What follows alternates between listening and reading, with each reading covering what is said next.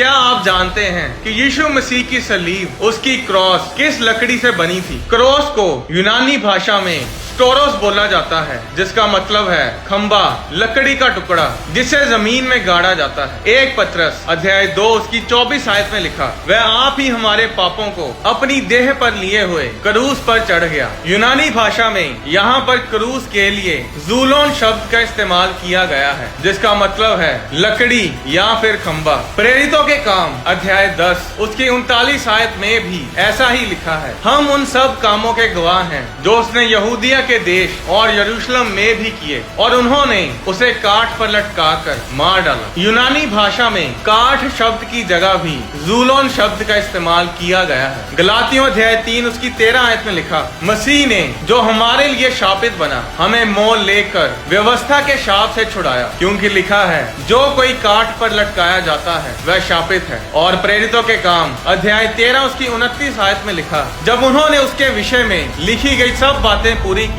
तो उसे क्रूस पर से उतरवा कर कब्र में रखा। असली भाषाओं में जिनमें बाइबल लिखी गई, यानी इब्रानी और यूनानी भाषाओं में पेड़ शब्द के लिए अलग अलग जगहों पर अलग अलग शब्द इस्तेमाल किए गए हैं। जिस तरह जैतून के पेड़ के लिए अलग शब्द है, ओक यानी बांज वृक्ष के लिए अलग शब्द है। क्रॉस को यूनानी भाषा में पेड़ यानी ट्री भी बोला जाता है, और इस ट्री के लिए, इस पेड़ के लिए जिस शब्द का इस्तेमाल किया गया है वो है जूलोन। प्रकाशित वाक्य अध्याय 7 उसकी 3 आयत में लिखा, जब तक हम अपने परमेश्वर के दासों के माथे पर मोहर ना लगा दें, तब तक पृथ्वी और समुद्र और पेड़ों को हानि ना पहुंचाना। इस वचन में पेड़ों के लिए डेंड्रोन शब्द का इस्तेमाल किया गया है। डेंड्रोन शब्द ड्रूस शब्द से निकला है, जिसका मतलब है बांज वृक्ष, ओक ट्री। अब प्रकाशित वाक्य अध्याय 9 उसकी 4 आयत में भी पेड़ के लिए डेंड्रोन शब्द इस्तेमाल किया गया है। पर प्रकाशित वाक्य अध्याय 2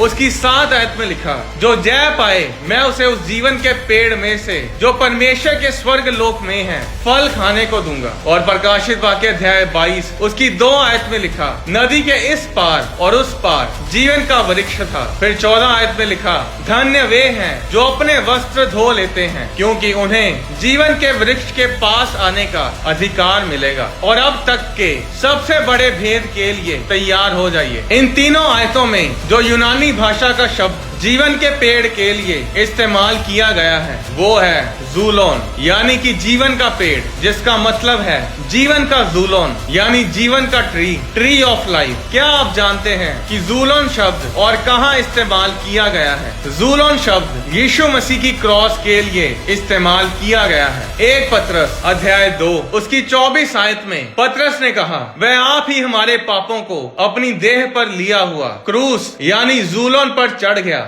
जीवन के पेड़ के लिए कोई और शब्द भी इस्तेमाल किया जा सकता था, जैसे कि डेंड्रॉन, एक्स, ज़ईत, पर जीवन के पेड़ के लिए जूलोन शब्द का ही इस्तेमाल किया गया। तो आज जीवन का पेड़, जीवन का जूलोन यानी जीवन का क्रॉस कहाँ है? वो है यीशु मसीह की क्रॉस। तो अगर आप जानना चाहते हैं कि जीवन का वृक्ष, ट्री ऑफ लाइफ कहाँ पर है, तो बस यीशु मसीह की क्रॉस की तरफ देखें। वही है जीवन का पेड़, वही है जीवन का फल, वही है चंगाई का सोत्र, वही है आशीष का सोत्र, वही है अनंत जीवन, वही है एटर्नल लाइफ, वही है अमर करने वाला फल, वही है अमर करने वाला सोता। तो आज क्यों ना हम इधर उधर भटकने की बजाय उस जीवन के फल को अपनाएं, यीशु मसीह को अपनाएं, उसे अपना उद्धारकर्ता ग्रहण करें और अनंत जीवन, एटर्नल लाइफ को पाएं। यूहन्ना अध्याय 14 उसकी 6 आयत में लिखा, यीशु मसीह ने कहा, मार्ग, सत्य और जीवन मैं ही हूँ। बाइबल में लिखा है कि चख कर देखो